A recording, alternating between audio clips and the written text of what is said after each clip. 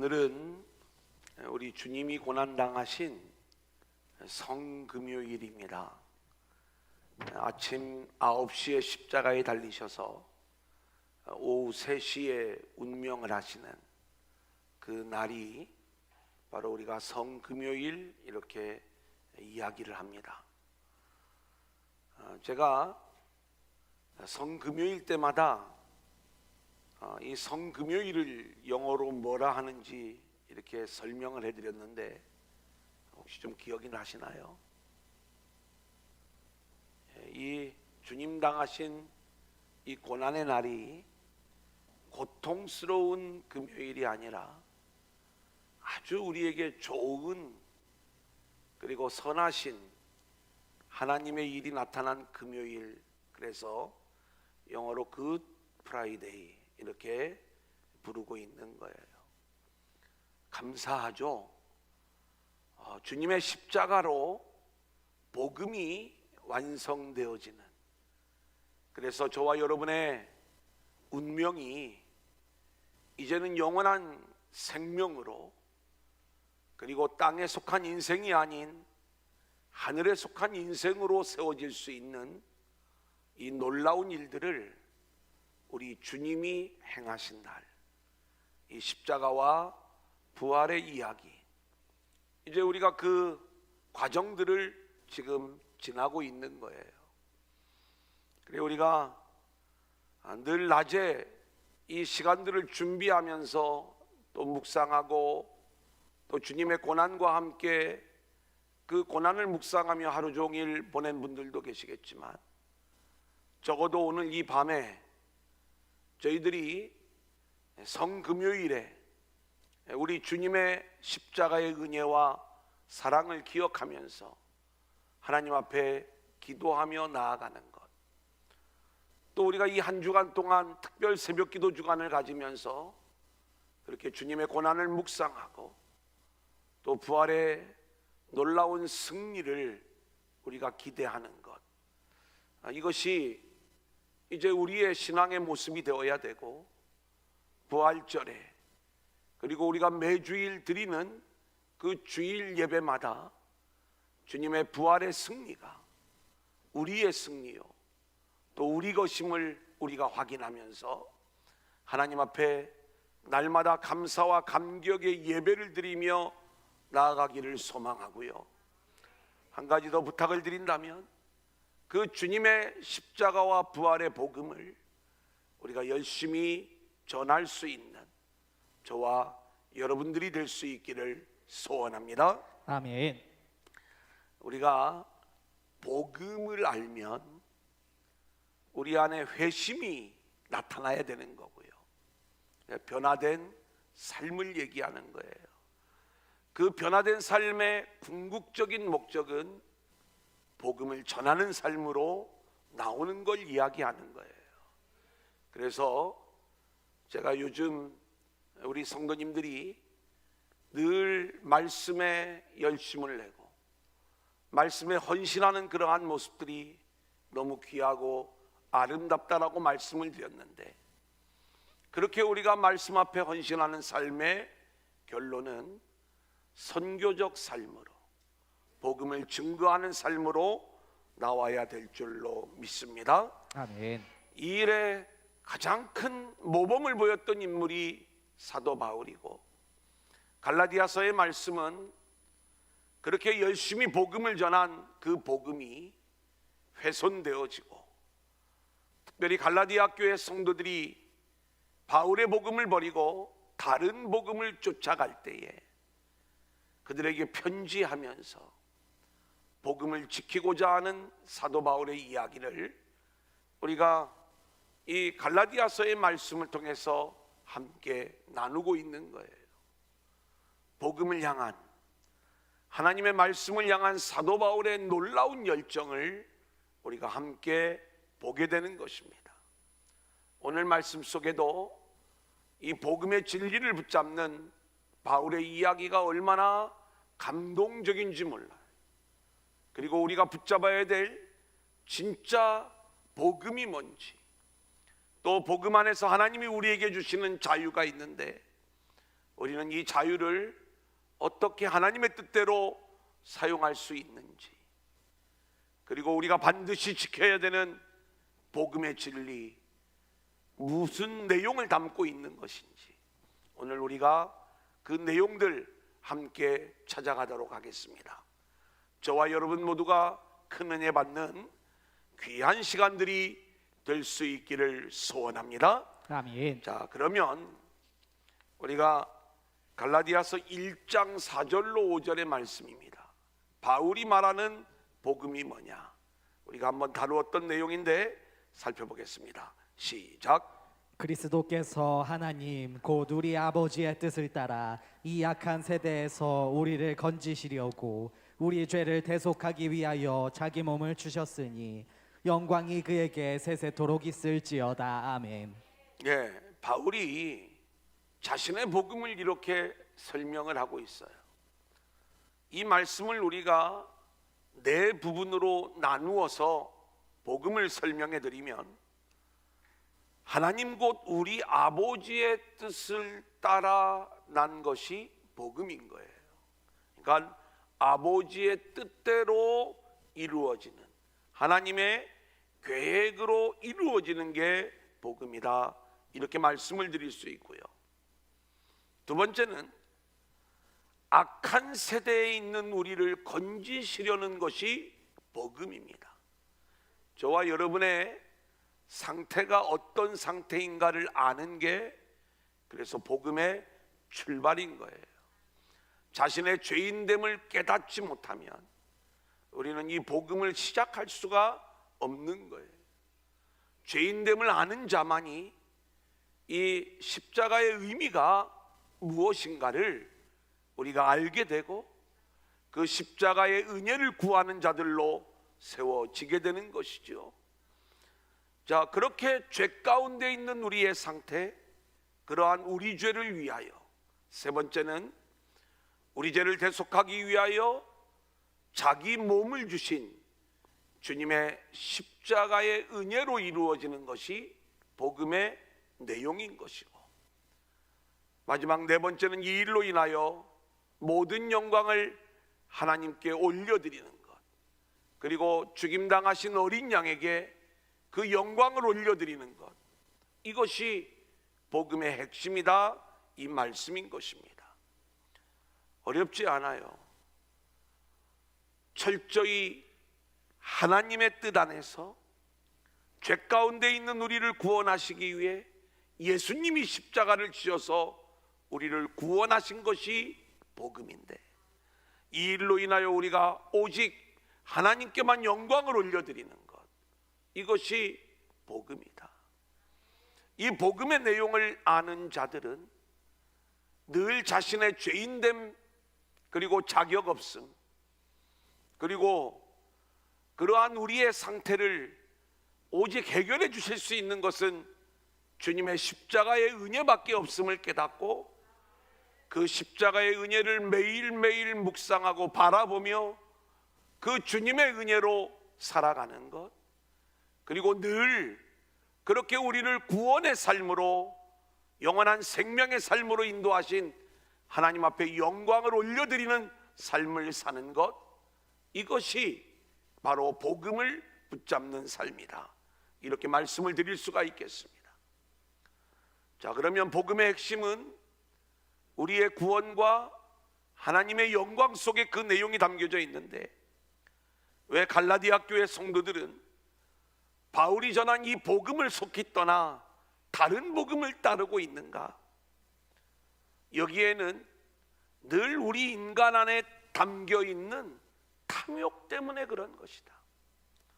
인간은 누구든지 자기의 가치가 인정받기를 원해요. 제가 목요일, 어제 저녁이죠, 우리 남부연에 비전교회 목회자들을 섬기는 그 모임이 있습니다. 이제 나의 서재와 목회라고 하는 그 코너에서 이제 이 개척을 하고 뭔가 좀 모범적으로 이렇게 세워진 교회 목회자를 초청을 해서 추천하는 책을 이제 한 권 읽고, 그리고 그 목회를 소개받고 대화를 나누는 그러한 프로그램인데, 우리 연회에서 처음 진행하는데 하필이면 제가 이제 1번 타자로 저희 목회를 좀 나누는 이제 그러한 시간을 가졌어요. 그때 이제 제가 함께 나눴던 내용의 책이 마크 데버라고 하는 목사님의 건강한 교회의 9가지 특징이라고 하는, 실제로 제가 얼마 전에도 말씀을 좀 드렸지만 제가 그분을 한 책으로 10년 전쯤에 만났습니다. 우리나라에는 2007년에 그 책이 처음 나왔는데 제가 2011년에 제가 그 책을 구입을 했더라고요. 그래서 그 책이 어떤 내용인지도 모르고 있다가 나중에 그 책을 발견하고, 그리고 지금도 이 책이 아주 많은 분들의 사랑을 받는 그러한 책의 모습을 보여주고 있는데, 이 내용을 진행하면서 제가 51대 49의 원리를 이야기를 했습니다. 51대 49의 원리가 뭐냐라고 이야기할 때, 사람들은 끊임없이 자기 영광을 추구하는 마음들이 누구에게나 있는 거예요. 목회를 진행하면서 이 목회가 나의 성공을 위한 목회냐 아니면 하나님의 영광을 위한 목회냐라고 이야기를 할 때, 우리는 당연히 다 하나님의 영광을 위한 목회가 되어야 된다 이렇게 이야기를 하지만, 그 이면에 목회자의 탐욕과 욕심을 숨길 수가 없는 거예요. 그래서 이 부분을 저는 51만 하나님께 내어드려도, 우리가 모든 걸 하나님께 내어드리고 모든 영광을 하나님께 올려드린다라고 이야기를 하지만, 그 주권이 나에게 있는 게 아니라 하나님께 있는 것은 우리가 51대 49의 싸움이다. 이 싸움에서 우리가 좀 이겼으면 좋겠다. 이게 이제 복음의 원리, 이렇게 말씀을 드릴 수가 있겠죠. 그래서 이 부분들을 이야기하면서 철저히 하나님의 영광을 위한 그러한 일들로 나아가기를 원하는데, 사람들은요 이게 어려운 거예요. 자신의 존재, 자신의 가치가 언제나 인정받기를 원하는 거죠. 복음에는요 오직 하나님의 영광만 드러납니다. 나는 죄인이고 자격 없는 자이고. 그런데 왜 자꾸 율법이 들어오냐면, 이 율법을 지켜 행하는 나의 가치가 인정받기를 원하는 거예요. 특별히 당시의 헬라 문화권 안에서 인간이 어떻게 하면 좀 더 가치 있는 인간이 되는가, 지식을 갖추고 윤리적, 인격적 삶을 살아가는 그 모습이 가치 있는 인간의 모습으로 인정을 받게 되는 거예요. 철학적 인간. 자, 이런 사상들이 당시의 사회를 이렇게 흐르고 있을 때에 세상의 인정을 받기 위한 신앙의 모습을 갖추려면, 뭔가 예수를 믿는다면 예수를 믿는 어떤 행함이나 그런 표, 그리고 좀 더 나은 그러한 모습들이 우리 가운데 있어야 될 것이 아니냐. 그러려면 율법을 지켜야 되고, 그러려면 할례를 받아야 된다. 이 이야기 앞에 복음을 이미 듣고 있었던 갈라디아 교회 성도들이 속수무책으로 무너지게 되는 거예요. 그만큼 인간은요 자신의 가치를 챙기는 일에 아주 민감한 거예요. 제가 언젠가도 그런 말씀을 드렸지만, 우리가 늘 하나님의 영광만 드러나기를 원한다 이렇게 이야기를 하지만, 늘 주회전에서 신앙생활을 할 때마다 하나님의 영광이 훼손되는 일에는 별 관심이 없어요. 내 영광, 내 자존심이 무너지고 내 영광이 훼손되어지면 엄청나게 분노합니다. 그런데 이 엄청난 우리의 분노가 하나님의 영광을 가리고 있다는 것들을 우리는 늘 놓치는 거예요. 저 역시 마찬가지. 제 자존심을 세우기 위해서 하나님의 영광을 가릴 때가 얼마나 많이 있는지 몰라요. 이게 우리들의 모습이거든요. 그래서 우리가 늘 나의 연약함, 죄인됨, 이 부분을 계속 싸워가며 고백하고, 그리고 하나님의 은혜를 붙잡는 이 복음의 세계를 우리가 알아야지, 이걸 모르면 우리도 모르는 사이에 다른 복음 앞에 쉽게 무릎을 꿇어버리는 그러한 모습을 보게 되는 거예요. 자, 갈라디아서 2장 1절 우리 한번 같이 볼까요? 오늘 본문 시작. 14년 후에 내가 바나바와 함께 디도를 데리고 다시 예루살렘에 올라갔나니. 예, 자, 바울이 예루살렘에 14년 후에 올라갔던 이야기를 우리 가운데 이야기하고 있어요. 자, 이제 우리가 바울의 생애를 보면 바울이 4번 예루살렘을 방문해요. 자, 이 정도는 우리가 좀 알고 있으면 좋겠어요. 바울이 다메섹 도상에서 예수님을 만나죠. 이 예수님을 만난 때를 대략 AD 약 32년, 이거는 한 1, 2년 학자들마다 서로 좀 차이가 있으니까.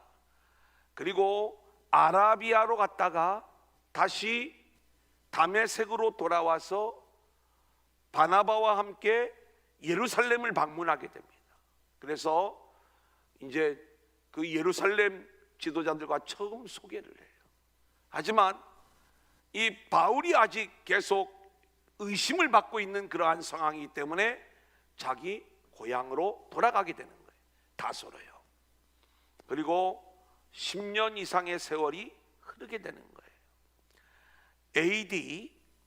이게 이제 AD 35년에 이제 첫 번째 방문, 이렇게 이야기를 할 수가 있겠습니다. 그리고 AD 46년경에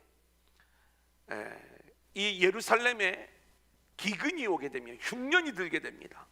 그래서 안디옥 교회 성도들이 헌금을 모으게 되는데, 이 헌금을 가지고 예루살렘을 방문하는 것, 이게 두 번째 방문이에요. AD 46년경 1차 전도여행 떠나기 전에 있었던 일들이죠. 자, 그리고 1차 전도여행을 다녀온 후에 2차 전도여행을 가기 전에 이 율법의 문제로 인하여 예루살렘을 방문하는, 그래서 우리가 잘 알고 있는 사도행전 15장에 나오는 예루살렘 총회 때 바울이 예루살렘을 방문한 사건이 세 번째로 방문한 사건이고요. 그리고 네 번째 방문은 우리가 잘 알고 있죠. 사도 바울의 3차 전도 여행이 마쳐지고 나서 사도 바울이 모든 사람들이 만류하는데 자기 동족에게 복음을 전하기 위하여 예루살렘을 방문하는 네 번째 방문 이야기를 우리가 알고 있어요. 자, 그러면 여기 14년 후라고 하는 것은 바울이 회심하고 처음으로 예루살렘을 방문한 후에 14년이 지나는 거예요. 그래서 이것은 두 번째 방문이 아닌 세 번째 예루살렘 총회 때 방문했던 이 방문을 지금 본문에서 언급하고 있다, 이렇게 보는 것이 훨씬 더 합리적이다, 이렇게 말씀을 드리는 거예요. 자, 다시요, 뭐 꼭 외울 필요는 없지만 회심 후 3년 만에 예루살렘을 첫 번째 방문을 하고, 그리고 안디옥 교회로 바나바의 인도를 받아 안디옥 교회에서 사역을 할 때 헌금을 모아 가지고 예루살렘 교회를 돕기 위하여 두 번째 방문을 하고, 세 번째는 1차 선교 여행에 다녀와서 AD 49년경 예루살렘 총회 때 바로 예루살렘을 방문하고, 그리고 마지막 네 번째 방문은 3차 전도 여행이 마쳐지면서 안디옥으로 돌아가지 아니하고 자기 동족을 구원하기 위해 예루살렘으로 가게 되는 것, 이렇게 네 번의 방문 중에서 세 번째 방문, 요 내용을 지금 다루고 있는 거예요. 자, 바나바와 함께 디도를 데리고 갑니다. 사도행전에는 디도가 등장하지 않지만 이제 이 디도를 데리고 가는 이 내용을 아마 생략을 했던 것이다, 이렇게 이야기를 하거든요. 디도를 데리고 가는 이유가 있어요.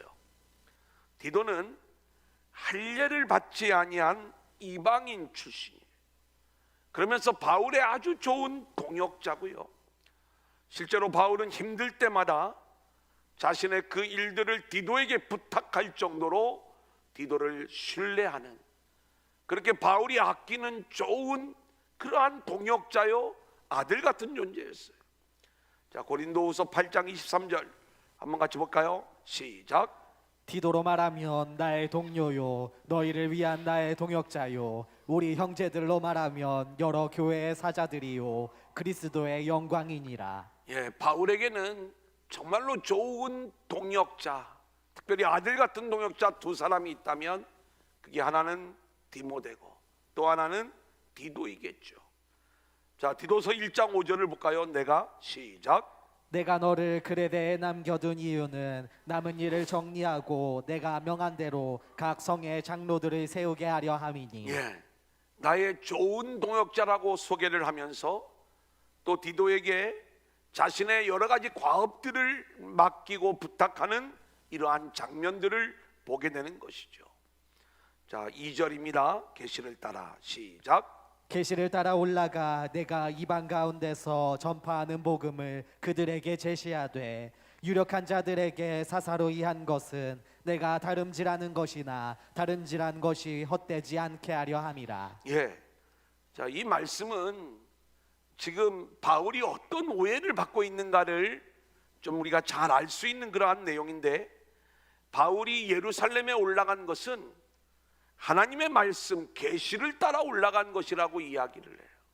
그러니까 내가 예루살렘에 간 건 예루살렘에 있는 지도자들에게 잘 보이려고 간 게 아니야. 내가 이 예루살렘에 간 건 하나님의 말씀 계시를 따라 내가 예루살렘에 갔다 왔어. 이거 굉장히 중요한 얘기예요. 지금 이 갈라디아 교회 성도들 안에 바울이 아주 깡그리 부정당하고 있는 상태예요. 바울도 예루살렘에 오면 우리 스승 야고보에게 슬슬 겨. 우리 스승에게 꼼짝 못하는 사람이야.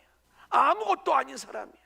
우리 스승은 야고보인데 내가 그 야고보에서 직접 복음을 들은 사람이야.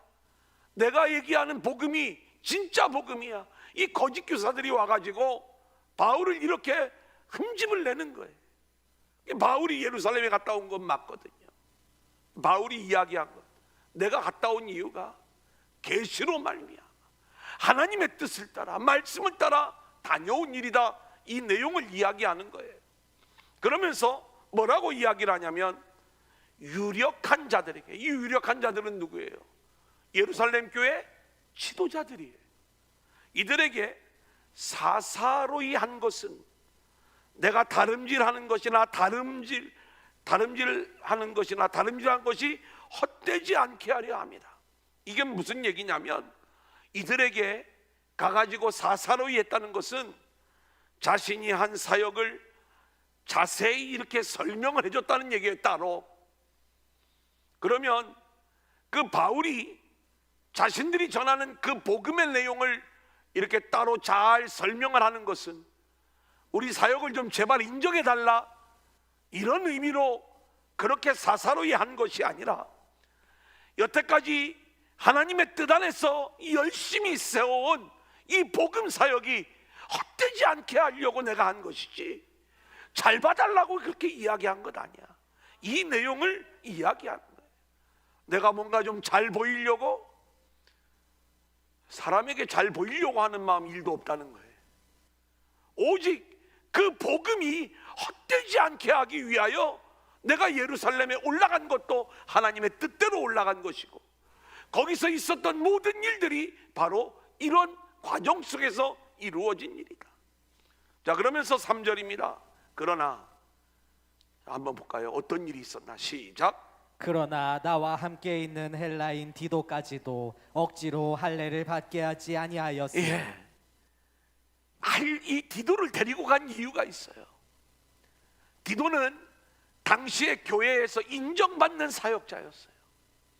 그런데 할례를 받지 않았어요. 이 할례를 받지 아니한 이 디도를 할례를 좀 시키는 게 어떻겠느냐. 그래, 그 복음이 뭔지는 좀 알겠지만 그래도 복음을 전하는 사람은 할례 받은 다음에 그 다음에 할례 안 받아도 돼 이렇게 얘기를 해야지. 자기가 안 받아놓고 그렇게 복음을 전하면 이게 문제가 되는 것 아니겠니? 이거예요. 이걸 좀 쉽게 이야기하면 우리가 예를 들어서 이제 술, 담배 뭐 이런 것들이 이제 신앙에 있어서 만약에 문제가 안 된다라고 이야기하면 술, 담배를 하는 사람이 이거 해도 되고 안 해도 돼 이러면 의미가 없는 거예요. 안 하는 사람이 해도 되고 안 해도 되고 자유하게 이렇게 얘기해야 이게 의미가 있는 것 아니겠어요? 예를 좀 잘못 들은 것 같은데 하여튼 이제 이런 원리예요. 쉽게 이야기하면. 근데 억지로라도 안 된다고 아주 강하게 이야기를 하는 거예요. 그렇게 신실한 디도가 할례가 필요 없다는, 할례 받지 않아도 된다는 하나의 증인으로 등장을 하고 있는 거예요. 바울이 자신의 복음을 입증하기 위한 훌륭한 시청각 교제로 디도를 데리고 갔던 거예요. 디도를 봐라. 할례 받지 않았는데, 할례 받지 않았다고 구원이 없니? 이렇게 열심히 주의 사명 감당하고 있는데 그러면서 이 디도를 내세우는 것 아니겠어요?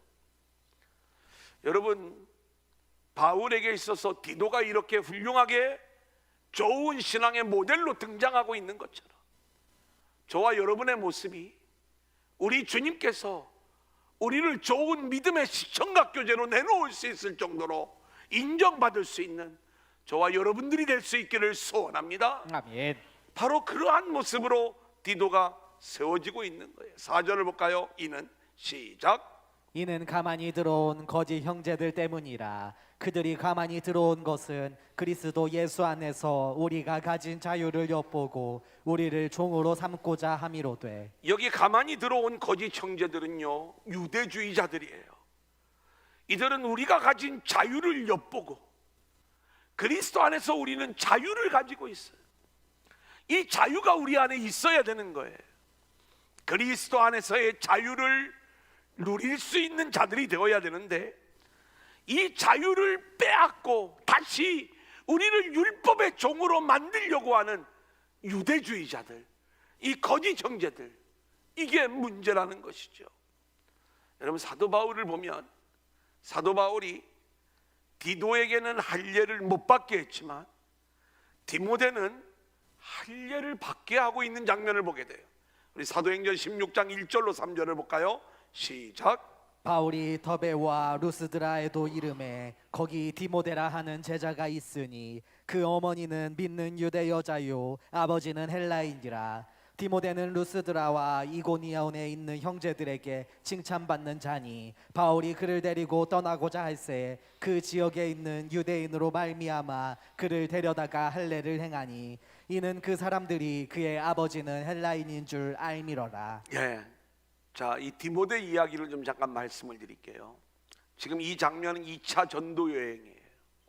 1차 전도 여행 때 바울이 루스드라에 가가지고 걷지 못하는 자를 일으키는 그 놀라운 일들을 이제 진행해요. 하나님의 놀라운 역사를 보게 되는 거죠. 이 이야기를 들었든지 이 내용을 보았든지 디모데는 깊은 충격을 받았을 거예요. 이 루스드라에서 바울은 돌에 맞아 거의 죽을 지경에 이르게 됩니다. 성 밖으로 내던져지는데 죽은 줄 알았어요. 근데 죽지 않고 살아나서 다시 성 안으로 돌아와 자신의 사역을 마무리하고 더베로 옮겨가는 거예요. 이 장면이 어린 디모데에게 얼마나 큰 충격이었겠습니까? 2차 전도 여행 때 다시 이 지역에 우리라면 가고 싶었겠어요? 근데 바울이 또 오는 거예요. 근데 이 바울을 디모데가 따라 나서는 거예요. 근데 그 디모데를 따라 나서기 전에 할례를 행하게 하는 바울의 행동을 우리가 보고 있는 거예요. 아니, 디도에게는 억지로라도 할례를 행하게 하지 않더니 왜 이 디모데는 할례를 받게 하는가? 바울이 금방 그 소신이 바뀌었는가? 우리는 여기에서 그리스도인의 자유가 무엇인가를 우리가 알아야 되는 거예요. 여러분, 이 장면을 좀 설명해 드릴 수 있다면 그리스도인의 자유는 이런 겁니다. 고린도 교회에 편지를 보내면서 우상에게 바쳐진 제물을 먹는 문제에 대하여 바울은 이렇게 이야기를 합니다. 우상은 가짜예요. 없는 거예요, 실체가. 그래서 우상에게, 귀신에게 뭘 바쳤다는 것은 성립되지 않는 거예요. 그들이 모르고 바친 것이지. 원래 그 우상은 없는 신이니까 우상에게 바쳐진 그 음식을 먹는 것 아무런 문제가 없다는 걸 바울은 잘 알고 있어요. 그래서 그리스도인은 그 우상에게 바쳐진 제물을 먹을 자유가 있음을 먼저 이야기를 해요. 하지만 바울이요, 나는 그것을 먹을 수 있는 자유가 있지만 형제를 실족하지 않게 하기 위하여 먹지 않겠다. 이게 진정한 자유인 거예요. 아멘. 여러분, 이 내용을 좀 설명을 해드리면 우리는 복음의 진리를 우리가 붙잡는 그러한 사람이 되되, 이 진리, 그 진리는 할례를 행하느냐 안 행하느냐 그 행위에 어떤 진리가 있는 게 아니에요. 바울은 자유예요. 해도 그만 안 해도 그만이에요. 먹어도 그만 안 먹어도 그만이에요. 하지만 이것을 자꾸 의미를 두는 사람들 있잖아요. 그리고 그 일들로 인하여 뭔가 복음을 변질시키려고 하는 이 사람들 앞에서는 확실하게 자신의 자유를, 복음을 지키는 방향으로 이 내용을 행사하고 있는 장면을 보게 돼요. 복음이 무너지는 것을 바울은 절대로 용납하지 않는 거예요. 하지만 우상에게 바쳐진 음식을 먹고 안 먹고 하는 이 문제는요, 이것은 본질적인 복음과 그렇게 중요한 문제가 아니에요. 그래서 먹어도 그만 안 먹어도 그만인데 바울은요, 자기의 유익을 취하는 게 아니라 형제의 유익을 취하고 있는 이 장면을 우리에게 보여주는 거예요. 바울이 고린도 교회에 편지하면서 끊임없이 이야기하는 게 뭐예요?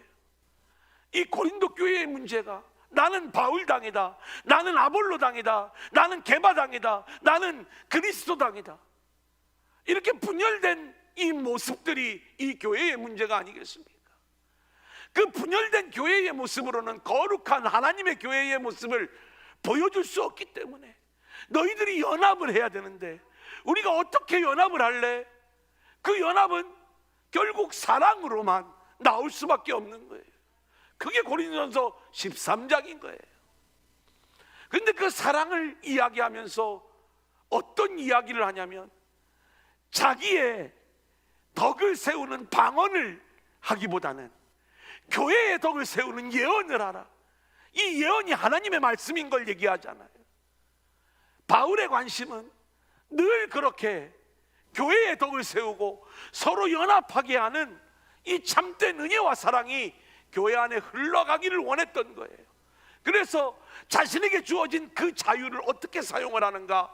나의 유익을 위하여 사용하는 게 아니고 형제의 유익을, 나의 덕이 아닌 타인의 덕을 세우기 위하여, 교회의 덕을 세우기 위하여 이 자유를 사용하는 것들을 우리는 보게 되는 거예요. 여러분, 이게 우리 교회 안에 필요한 거예요. 아멘. 우리 교회 안에 정말 복음에 관련된 것이다. 그러면 우리는 억지로라도 할례를 받게 하지 않아야 돼. 받아도 그만 안 받아도 그만이지만 그게 바울에게는 아무런 문제가 안 돼요. 그거가 상관없이 복음은 오직 예수를 믿는 그 믿음 안에서 의롭다함을 얻는 이 복음의 세계를 바울은 알고 있어요.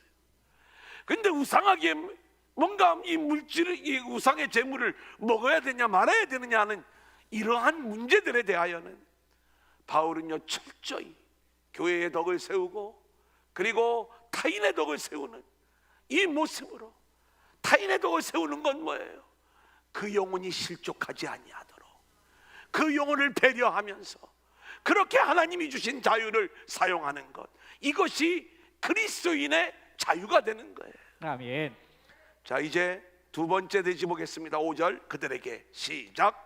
그들에게 우리가 한시도 복종하지 아니하였으니 이는 복음의 진리가 항상 너희 가운데 있게 하려 함이라. 바울은 거짓 형제들에게 한시도 복종하지 아니하였다라고 말씀해요. 왜냐하면 그것은 복음의 진리가 항상 너희 가운데 있게 하기 위함이라는 거예요.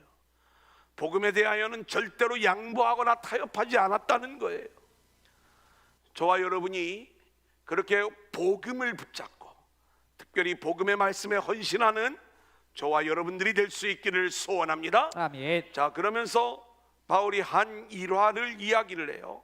자, 6절부터 그 내용들이 쭉 나오죠. 시작.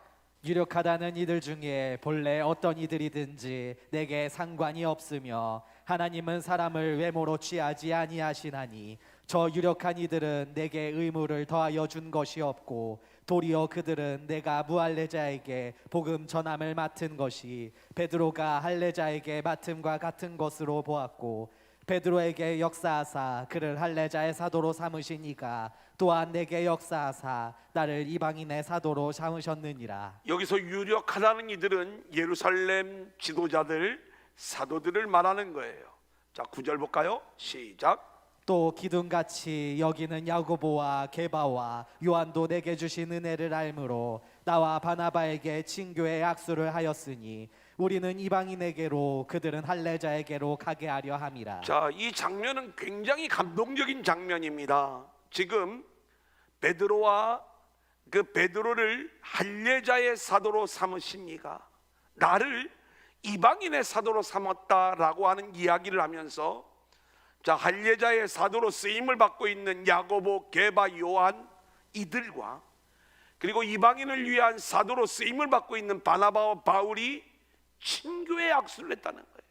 만나서 할렐루야 이렇게 악수했다는 얘기 정도, 이 정도가 아니라 원래 지금 이 유대인 중심의 교회와 이방인 중심의 교회가 큰 갈등이 있었던 거예요. 율법을 도대체 이걸 어떻게 할 것이냐. 여러분, 이건 이럴 만도 한 게요, 지금 우리는 이 유대인들의 의식을 우리가 잘 모르고 있어요.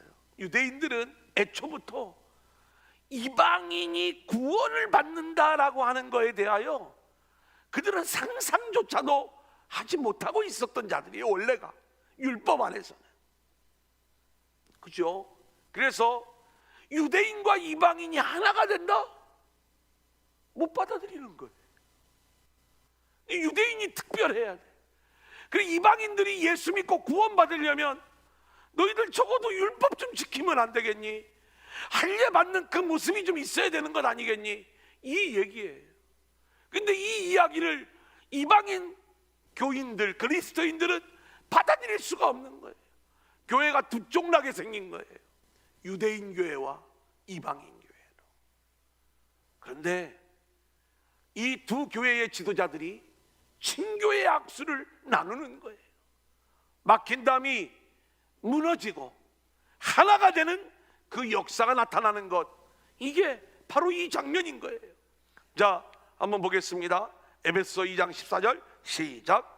그는 우리의 화평이신지라 둘로 하나를 만드사 원수된 것 곧 중간에 막힌 담을 자기 육체로 허시고. 자, 갈라디아서 2장 10절에 보면 다만 한 가지를 부탁하는 내용이 있어요. 시작. 다만 우리에게 가난한 자들을 기억하도록 부탁하였으니 이것은 나도 본래부터 힘써 행하여 왔노라. 그 어떤 율법의 행위도 요청하지 않았는데 다만 한 가지, 가난한 자들을 기억하도록 부탁을 했다. 구제를 얘기하는 거죠. 이 구제는 단순한 구제가 아니에요. 실제로 예루살렘 교회는 늘 가난했어요. 그런데 부자 교회나 가난한 교회나 부자 교회가 가난한 교회를 도움으로 해서 어떤 일들이 나타나요? 우리는 한 몸이다. 하나 된 교회다. 아멘. 여러분, 우리 교회가 그렇기 때문에 늘 우리는 작은 교회를 생각할 줄 알아야 돼요. 아멘. 이게 우리 교회가 제대로 가는 길이에요. 우리도 할 일이 많아 죽겠는데, 물론 그런 이야기 할 수 있을지 모르지만 우리가 늘 내 교회만을 주장하고 작은 교회에 대한 배려가 없다면 그것은 우리가 복음을 오해하고 있는 것이다. 자, 11절부터 13절 우리 한번 같이 읽어볼까요? 개바가 시작. 게바가 안디옥에 이르렀을 때에 책망받을 일이 있기로 내가 그를 대면하여 책망하였노라. 야고보에게서 온 어떤 이들이 이르기 전에 게바가 이방인과 함께 먹다가 그들이 오매 그가 할례자들을 두려워하여 떠나 물러가매 남은 유대인들도 그와 같이 외식함으로 바나바도 그들의 외식에 유혹되었느니라. 자, 저를 보세요. 제가 간단하게 이제 이야기로 설명을 해드리면 어떤 얘기인지 금방 우리가 알 수 있는 내용이에요. 여기서 이야기하는 게바는 베드로를 얘기합니다. 이 베드로는 하나님이 미리 먼저 한번 다루셨어요. 어디서 다뤘냐면 사도행전 10장을 보면 고넬료 이야기가 나오는데, 이 고넬료가 베드로를 초청해서 교회 자기 집에서 집회를 하는데, 이 고넬료의 가정에 성령이 임하는, 오순절 마가의 다락방의 성령의 역사가 이 이방인의 집에도 임하는 이 놀라운 경험을 베드로가 하게 되는 거예요. 이방인에게도 그들은 구원을 못 받을 줄 알았는데 자신들이 경험했던 똑같은 성령의 임재가 이들에게도 임하는 걸 보고 유대인과 이방인에게 복음 안에서 차이가 없다는 것을 베드로는 정확하게 아는 거예요. 근데 이 일 때문에 베드로가 유대인들에게 책망을 받습니다. 네가 이방인의 집에 들어갔다고? 이방인과 함께 식사를 나눴다고? 그때 베드로는 당당하게 이야기를 하는 거예요. 내가 이런 환상 가운데 하나님의 보냄을 받아 이렇게 진행을 했는데 우리에게 임했던 성령이 동일하게 저들에게도 임하는 것들을 보게 되었다. 이 이야기를 들은 유대인들이 이 모든 일들이 하나님께로부터 나온 일임을 인정하게 되는 거예요. 자, 이쯤 되면 베드로가 어떤 모습이에요? 이방인과 자유롭게 이제 식사할 수 있는 그러한 모습이 된 거죠. 그래서 이 베드로가 안디옥 교회를 방문했던 적이 있어요. 안디옥 교회에 가서 거기에 있는 이방인들과 편안하게 식사를 하는 거예요. 이게 뭐 그렇게 어려운 일이냐? 진짜 어려운 일이에요. 제가 또 예를 그렇게 들어야 돼. 그래요. 그냥 그 예수 안 믿는 사람들이 술집에 있는데 제가 거기 가서 앉아 있는 모양. 그러면 여러분들이 저를 볼 때 굉장히 불편하겠죠. 이런 거예요. 제가 술을 마시든 안 마시든 제가 그 자리에 앉아 있는 것만으로도 엄청나게 불편할 거예요, 마음이. 지금 유대인들의 입장에서는요, 베드로가 이방인들과 함께 식사를 같이 하고 있는 이 모습이 견딜 수 없이 힘든 거예요. 이게 교회 안에 계속해서 논란이 되어지고 있는 그러한 과정이에요. 베드로는 하나님이 미리 다루어 주셨는데도 불구하고 그래 이제 자유한, 그래 이제 이 안디옥 교회에 와가지고 그렇게 식사를 하는데 갑자기 유대인들이, 그 야고보에게서 온 유대인들이 이 안디옥에 왔다는 이야기를 딱 듣는 순간에 이 베드로가요 먹던 자리에서 벌떡 일어나는 거예요. 그 장면을 안 보이려고. 그러니까 그 자리에 베드로와 함께 왔던 유대인들이 다 일어나는 거예요. 여러분, 그 식탁을 같이 했던 이 이방인들에게 이 장면이 얼마나 큰 상처가 됐겠습니까? 마음에 아픔이 되는 거죠. 그래서 그 일에 대하여 바울이 베드로를 책망했다는 거예요. 실제로 교회 안에도 좀 서열이 있잖아요. 우리가 흔히 객관적인 어떤 서열을 이야기하면 베드로가 담임 목사님쯤 되면 이 바울은 서리 전도사쯤 되는 그런 상황이에요. 그러니까 이제 햇병아리 전도사가 아주 이 노련한 담임 목사한테 그러실 수 있냐고 이 얘기하는 거예요. 책망을 했다고 여기 표현을 하고 있는데 이제 이 따지고 드는 거죠. 이 장면에 대해서 지금 그 얘기예요. 베드로가요 참 이 인격자예요. 자, 요 장면에 우리가 좀 놓치지 말아야 될 게 몇 가지가 있는데, 그러면 베드로가 하나님이 미리 다루어 주셨는데도 불구하고 왜 실족하게 되었는가? 그것은요, 자 여기 보면 12절에 그가 할례자들을 두려워하여 그랬어요. 할례자들, 유대인들이죠. 야고보에게서 온 자들. 실제로는 야고보가 보내서 온 자가 아니고, 우리가 성경을 보면 나는 야고보가 보내서 온 사람들이야, 이렇게 그 예루살렘 교회의 지도자가 야고보였거든요. 이 야고보로부터 파송받은 자라고 그 야고보의 이름을 사칭하는 자들이 있었어요. 이제 그들로부터 이렇게 왔다는 그 이야기를 들으면서 할례자들을 두려워했다는 건 사람을 의식했다는 거예요. 여러분, 우리가 복음을 붙잡고 복음 안에서 자유하며 이 복음의 진리 안에 우리가 살아가려고 할 때 복음이 흔들릴 때가 언제인지 아세요? 사람을 보고 사람을 의식하기 시작을 하면 이 복음이 흔들리는 거예요. 그 베드로가 이것 때문에 흔들려요. 근데 나중에 이 베드로가 실제로 그 다음에 이 바울이 그렇게 베드로를 꾸짖었을 때 베드로가 이 초짜야, 내가 그걸 모르는 줄 아냐?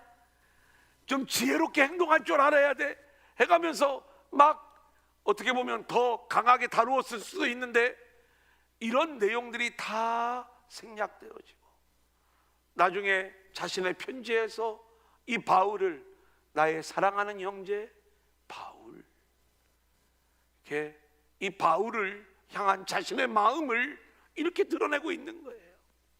자, 그래서 바로 이런 것들이구나. 자, 그 다음 14절을 보겠습니다. 그러므로 나는, 시작. 그러므로 나는 그들이 복음의 진리를 따라 바르게 행하지 아니함을 보고 모든 자 앞에서 개발게 이르되, 내가 유대인으로서 이방인을 따르고 유대인답게 살지 아니하면서 어찌하여 억지로 이방인을 유대인답게 살게 하려느냐 하였노라. 사도 바울의 분노는요, 복음의 진리를 붙잡지 않는 그 자들에 대한 분노예요. 그것이 베드로라 할지라도 복음의 진리를 놓치고 있는 이 부분에 대하여 분노하고 있는 거예요. 오늘 우리가 이 성금요일에 우리 주님의 십자가의 복음을 확실히 붙잡고 있다면 이 복음을 붙잡지 못하는 자들에 대한 거룩한 분노가 우리 안에 있어야 될 줄로 믿습니다. 아멘. 바울은 분명히 이렇게 이야기를 해요. 갈라디아서 3장 28절 시작. 너희는 유대인이나 헬라인이나 종이나 자유인이나 남자나 여자나 다 그리스도 예수 안에서 하나이니라. 여러분, 이 말씀이 오늘날에는 당연한 것처럼 보이지만 당시에는 폭탄 선언과 같은 그러한 말씀이었어요. 유대인 남자는요, 내가 이방인으로 태어나지 않은 게 감사합니다. 내가 종으로 태어나지 않은 게 감사합니다. 내가 여자로 태어나지 않은 게 감사합니다. 이게 유대인 남자들의 감사였어요. 그랬던 이 유대인 남자 바울이 뭐라고 지금 이야기하고 있어요? 유대인이나 이방인이나 한 몸이다, 하나다. 남자나 여자나 상전이나 종이나 다 하나다. 그리스도 안에서 한 몸됨을 이야기하고 있는 거예요.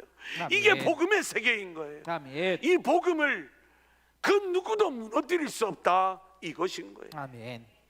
그래 바울이 베드로를 책망하는 것이죠. 베드로후서 3장 15절. 아까 그 장면이죠. 시작. 또 우리 주의 오래 참으심이 구원이 될 줄로 여기라. 우리가 사랑하는 형제 바울도 그 받은 지혜대로 너희에게 이같이 썼고. 바울의 책망에 대해 베드로가 어떻게 반응했는지 갈라디아서에는 그 내용을 이야기하고 있지 않지만, 훗날 베드로는 바울을 사랑하는 형제로 표현함으로써 이 책망을 받아들이는 모습이다, 우리가 이렇게 말씀을 드릴 수가 있겠죠. 자, 이제 결론적 이야기입니다. 그리스도인의 자유, 또 우리가 오늘 복음의 진리, 이 두 가지 내용에 대하여 함께 나누면서 우리 안에, 교회 안에 어떤 평화, 또 화평, 이 가치들이 굉장히 중요한 거예요. 서로의 덕을 세우고, 그리고 교회의 덕을 세우고, 타인의 덕을 세우고. 자, 그런데 비본질적인 일들에 대해서는 우리가 철저히 타인의 덕을 세우고 그 안에서 우리의 자유를 행사하는 것이 훨씬 더 값어치 있는 그러한 일들이에요. 아무것도 아닌 일 때문에 나를 주장하다가 타인을 실족하게 하는 그러한 어리석음을 범해서는 안 된다는 것이죠. 그런 의미에서 우리가 철저히 서로를 향한 배려와 용서와 은혜와 긍휼을 흘려보내는 모습이 우리 안에 있어야 될 줄로 믿습니다. 아멘. 하지만 우리가 놓치지 말아야 될 일이 있어요. 본질적인 문제, 복음의 문제, 복음의 진리를 붙잡는 이 일은 우리가 목숨을 걸고 지켜야 되는 거예요. 거짓 화평보다 참된 진리를 붙잡는 게 훨씬 더 우선적 가치라는 것. 그래서 우리가 서로 좋은 게 다 좋은 거지 뭐, 이렇게 타협할 내용들이 있는 것도 있지만, 우리가 적어도 이 진리는, 복음은 절대로 타협할 수 없는 것이다, 이것을 기억하면서 복음의 진리를 붙잡는 저와 여러분들이 되어질 수 있기를 소원합니다. 아멘. 이제 마지막 16절 시작. 사람이 의롭게 되는 것은 율법의 행위로 말미암음이 아니요 오직 예수 그리스도를 믿음으로 말미암는 줄 알므로 우리도 그리스도 예수를 믿나니 이는 우리가 율법의 행위로서가 아니고 그리스도를 믿음으로써 의롭다함을 얻으려 함이라. 율법의 행위로서는 의롭다함을 얻을 육체가 없느니라. 행위로 사람을 평가하면 안 된다는 거예요. 왜냐하면 행위로 의롭다함을 얻을 육체가 없는 거지요. 예수 그리스도를 믿는 믿음으로 의롭게 되는 이 부분을 바울이 우리 가운데 이야기해 주는 거예요.